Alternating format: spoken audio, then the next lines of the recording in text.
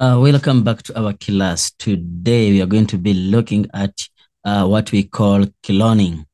Yeah, we have seen that this has been a problem to many grade 12s, how to explain the process of cloning, and sometimes when they bring it in exam, students find it difficult in answering questions. So today we're going to look at the process of cloning, basically cloning of the Dolly sheep, and then some of the questions which can be asked about this content. And then you're going to try to answer those questions and also guide you how to answer if it comes to your paper or if it comes in the exams. Don't forget that cloning can be medicinal. It can be cloning basically for medicine. For example, production of insulin, or um, cloning of organisms. Yes. I'm not going to go into the types of cloning whereby you talk about the therapeutic cloning, and then meaning that trying to clone just a part or a tissue, a stem cell, which is going to replace the damaged tissue or organ. And then the other one could be cloning the whole organism. But in this case, it can be either natural cloning or can be artificial cloning. In this case, we find that we use the same type of genome to multiply or to duplicate or to produce identical organisms. Yes. So let's look at what you call cloning. So we are going to explain this process. In this process, you need to have two sheep. The first sheep, let me call it sheep A, and then the second sheep, sheep B. So if you look at our book, the distinction material, you have sheep 1 and sheep 2. So sheep A, for example, if I want to produce the characteristics of sheep B, and I don't want to produce the characteristics of sheep A, so it means that you have to maintain the DNA of sheep B. All right, let's start. So what do you need to do is, what do you need to do? You need to do the following. For sheep A, yes, it must be, you must get a cell from sheep A. This is a cell. And then you must also get sheep B, a cell from sheep B. This is also a cell, okay? Cell from sheep A and cell from sheep B. But these cells are a little bit different. Remember that a cell, a full cell, is supposed to have all the content, including the nucleus, and also here. But where do you get these cells? Here in sheep B, because I want the characteristics of sheep B, I'm going to get what you call a somatic cell. Somatic cell. Why do we need a somatic cell? We'll explain that. But somatic cell means a body cell. A body cell. Don't forget that somatic cells, they have what you call 2N. Yes. So in this case, for example, if the sheep has 62, it has 62 maybe chromosomes, then automatically this is gonna be 62. If it is 1N, it's gonna be 31 chromosomes. So in this case, if you look at sheep A, this one is going to be a gamete. A gamete. In this case, it must be an ovum, meaning that the first sheep, sheep A must be a female sheep, because you can't get an ovum from a male sheep. And sheep B, because I want the characteristics of sheep B, doesn't matter whether is a male or a female. Yes, as long as I want those characteristics. So it means that now I need the ovum. This is an ovum. So the next step is now I've got this ovum, and then I've got, don't forget that ovums are 1N. They are haploids. While these ones are diploids because it's a somatic cell. So I have these two cells. I've explained which type of cells you are supposed to get from the organism. Yes. So because I want the characteristics of sheep B, of this sheep, therefore, I'm gonna keep the nucleus. Why? Because the nucleus contains the genetic material, and then the shell or the the casing of this ovum. So not of ovum, the casing of this cell, I'm gonna throw it out, meaning that I'm gonna throw this out. Yes. So I throw it out, but I keep the nucleus. Why? Because I need the characteristics of sheep B, and there is no way I can get these characteristics except when I go to the nucleus where the genetic material is found. Then I go to sheep A. Sheep A, I want I don't want the characteristics of sheep A. So what do I want? Here, because I don't want the characteristics of sheep A, I will throw the nucleus out and then I will keep the casing. So meaning that now this one becomes an empty ovum. Empty ovum. Remember, this is an ovum. Yes. So it becomes empty ovum. I always ask my students that if I have water, I put it in the bottle of Johnny Walker, and then someone finds you drinking water from Johnny Walker bottle, what will that person say? Definitely, that person will say that you are drinking Johnny Walker or Savannah, whatever. If I have Johnny Walker, I put it in the cup where you drink tea from. Someone comes in, finds you drinking that Johnny Walker in a cup. What that person is going to say? That person, I don't think the person will say that you're drinking Johnny Walker. Will say that you are drinking tea or you're drinking water or juice, whatever. But when you're drinking Johnny Walker, what does it mean? Why am I saying that? What you appear to be outside is what we take. So what happens is this is an ovum, a casing of the ovum or empty ovum. And this is the nucleus. Don't forget that this is 2N. So these two must combine. So meaning that I'll bring this empty ovum and I'll bring this nucleus. Then I'll put it here using a mild electric shock. We use a mild, I can ask you which method is M. It's called a mild electric shock. So now what happens is, if I have this here, we say that now this is a casing of the ovum. If someone comes in and asks you, what is this? We're going to say it is an ovum. Why? Because the casing is for ovum. But don't forget that the nucleus we used was 2N. When does ovum looks like that? It might not necessarily be ovum, but when does it have this situation? Let's go back to reproduction, just a little. And then we say that, remember, a sperm, yes, has a nucleus, and the ovum has a nucleus. During the process of fertilization, the nucleus of the sperm will enter the nucleus of will enter the ovum, and they fuse. They form, the casing is what? Is ovum. You see? The casing is ovum, but what is in the nucleus here is a mixture of the sperm and ovum. But what's the number of the chromosomes is 2N. So when you go back here, we shall see that this structure looks like this. And how do we call this structure? This structure, we call it a zygote. A zygote.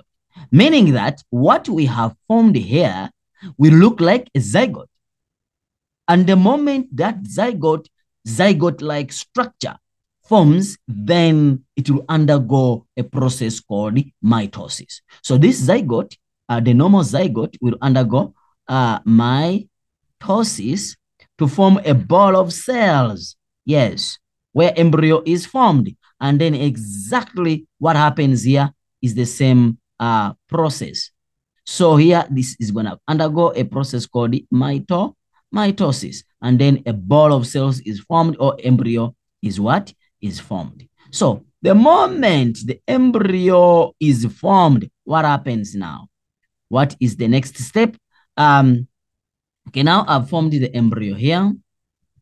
I've formed the embryo here with a ball of cells. Don't forget that you form a ball of cells called the morula, hollow ball of cells called blastula. All that we are skipping all that information. So now you have the embryo here. So what happens before you form the embryo? These balls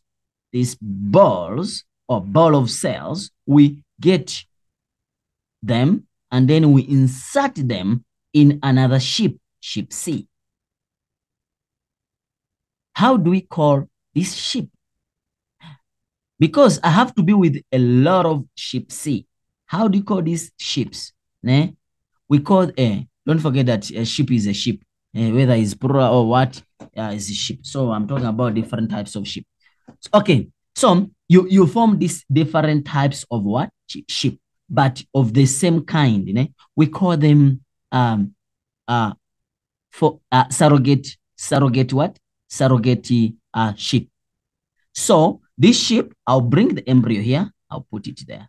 I'll bring this one. I'll put it there. I'll bring this one. Put it there. I'll bring this one. Because I'm using the same genome, the same genetic composition, yes, then automatically each ship here is going to produce the same kind of ship. Meaning that they're going to look alike. They're going to be like twins. Don't forget that twins are two. Yeah. Or triplets. But they're going to look alike. But you're going to produce thousands and thousands and thousands of these organisms. So what does it mean? It means that now this shape has formed, the one which has formed. So let me say that this shape is going to give birth to ship D. You see? So ship D, because I used the genetic composition of ship B, yes, ship D is going to look like ship B. Why? Because I kept the DNA of ship B, and I threw away the genetic composition of ship A, so that I remain with the casing of the ovum. So that when I combine with this and this, I form a zygote-like structure. Yeah, it's a zygote-like structure. Yes. They can even ask you a question. Why is this one not regarded as ovum? Because we use the casing of the ovum. Don't forget that the ovum or gamete are always haploid, but this is a diploid. Yeah, so now when you go back to our distinction material book, yes, is here. This is the process which I was trying to explain, that cloning of Dolly sheep. And remember Dolly, Dolly is a singer, I think in America. They named this after her. So I think, Dolly Petra or something. Yeah, I think those people, now, so that you don't forget this. Anyway, let's start. You have ship 1 and ship 2. Ship 1 is you get a cell from ship 1. Yes, an adult ship 1 and ship 2. You get a cell from ship 1. Yes, and then you also get another cell from ship 2. But which kind of cell do you get from ship 1? Somatic. This must be a somatic cell, meaning that it's 2N. You get another cell from ship 2, but this is an ovum, meaning that is a gamete. Yes. Don't forget that gametes are 1N. So what happens? You remove the nucleus of sheep 1. It means that if you remove the nucleus of sheep 1 and you maintain it and you throw this casing of the cell, then automatically, since you have kept the genetic composition of sheep 1, it means that you want to produce a sheep which looks like sheep 1. Then you have the sheep 2. You got the nucleus, you remove the nucleus, you throw the nucleus away, and you go with the casing.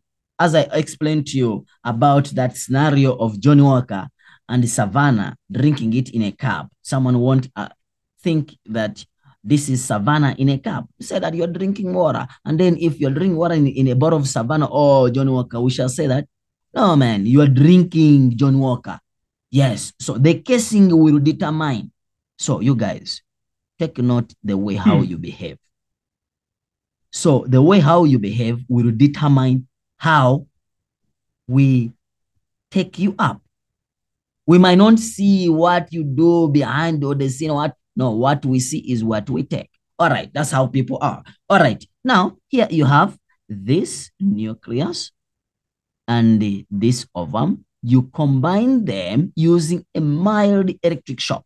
As I explained that, they'll ask you about this method. How do you call this method? We say that the method is using electric shock, using a mild electric shock.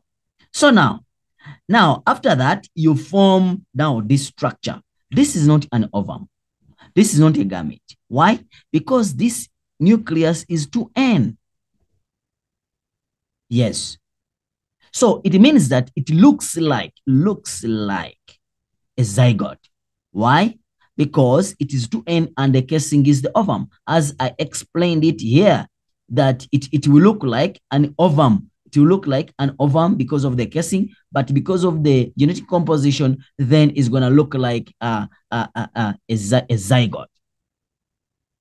Now we put this, yes, into other ships, different sheep, many of them, many of these sheep. Yeah. So that now this surrogate sheep, they will help us to develop the baby. And then now, how is this sheep looking like? It will look like the sheep which gave it the genetic composition. Hence, this sheep is exactly the same as the sheep. As we say that this sheep, why does it look like that? Because it was given the genetic composition of this sheep was used. It's like someone who goes to the shop, does the shop. Yes, you buy a sperm. Yes, you put it into another person, for example, during the proper process. That person is not the owner of the kid. No. This one got the sperm and the other brought the ovum, and then now they combined and they put it into another person to carry this baby.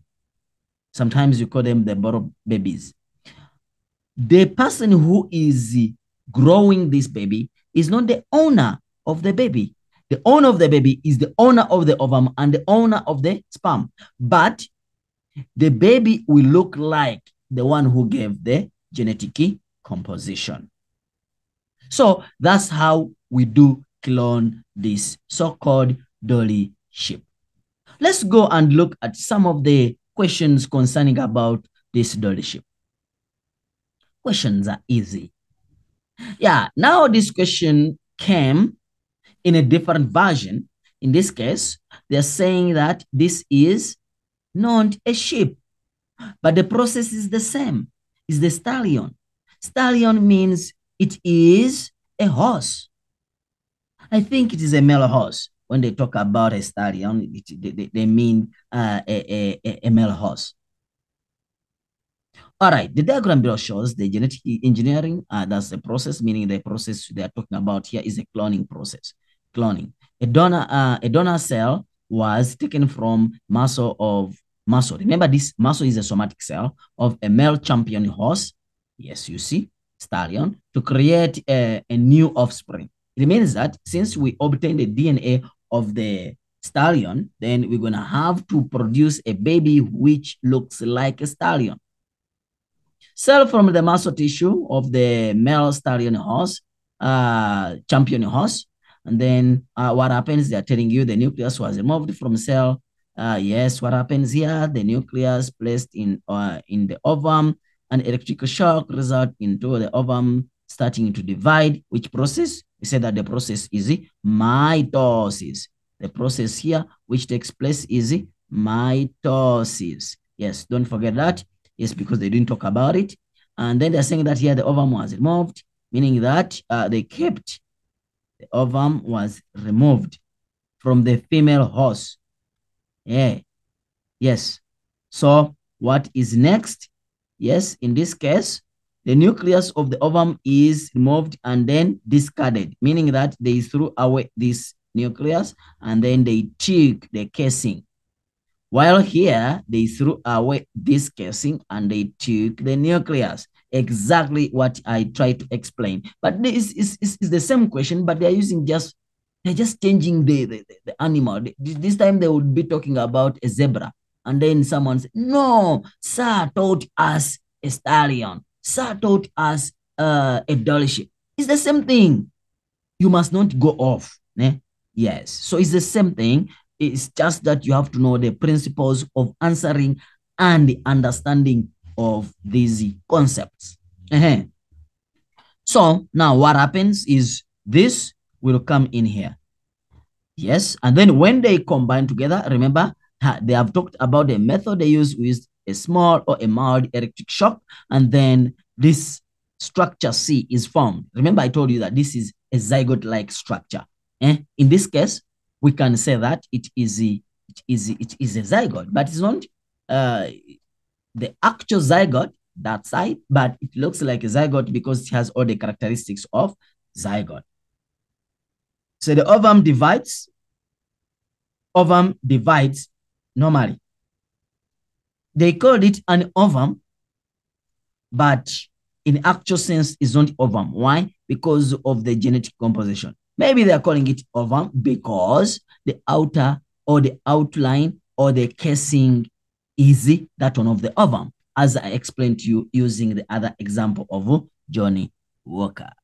Then they're saying that the embryo placed in the uterus of the adult female horse. So now the embryo is now placed into the adult female horse. What happens? Which we say that in this case, we call it a surrogate mother.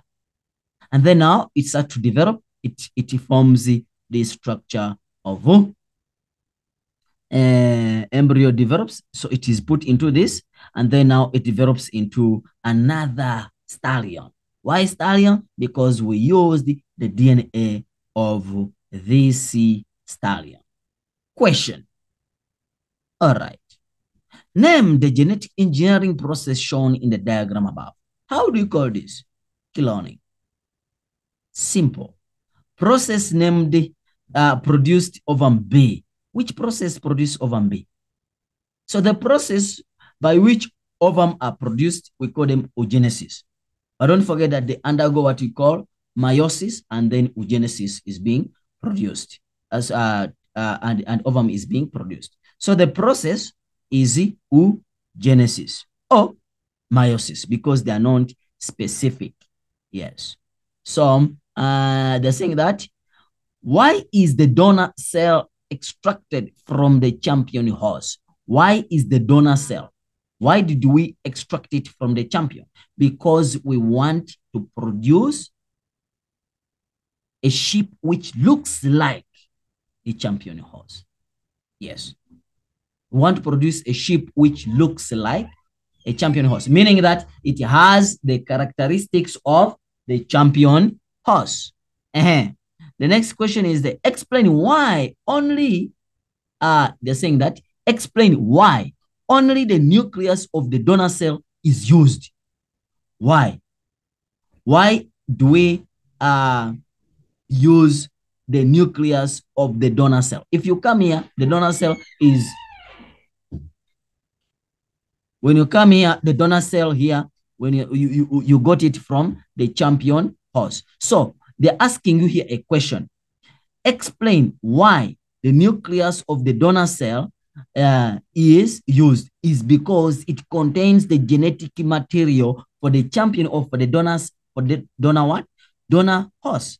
Meaning that we want the characteristics of the donor horse. Therefore, we kept the nucleus because it contains the genetic information or genetic material. That is the DNA. All right. Then they're saying that a somatic cell, when you talk about a somatic cell, we are talking about a body cell. And then in this case, it is diploid. In horse, contains 64. Many people, they take this for granted.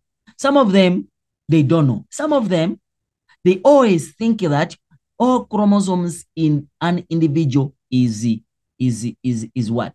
Is 46. It's not. That's a human. A horse has 64. Drosophila melanogaster has 8. So now, so you have to know exactly what are they saying in the question. Don't memorize. Don't memorize. Your head will become big. So don't memorize. You're supposed to use the information they give you in the exam. So how many chromosomes will there be in a structure? Structure A. Let's go to the structure A. Structure A is yes, the nucleus. Check. Nucleus of the horse. But remember, this is a somatic cell because it's a muscle cell. Don't forget that here I explained it and I said that this is 2N, diploid. I've explained it. Yes. Yes. You see, it's a diploid, meaning that since it's a diploid and the number of cells they get, the number of chromosomes they gave here is 64. So the diploid is going to be 64 and the haploid is going to be 32. 32. Yes. So it means that here the chromosome is going to be 64. And then ovum B, let's go and see ovum B. Where is ovum B? Ovum B is here. Ovum B is going to be the half of 64 because it's a haploid. So it's going to be 32. Muscle cell in organism D. The moment they say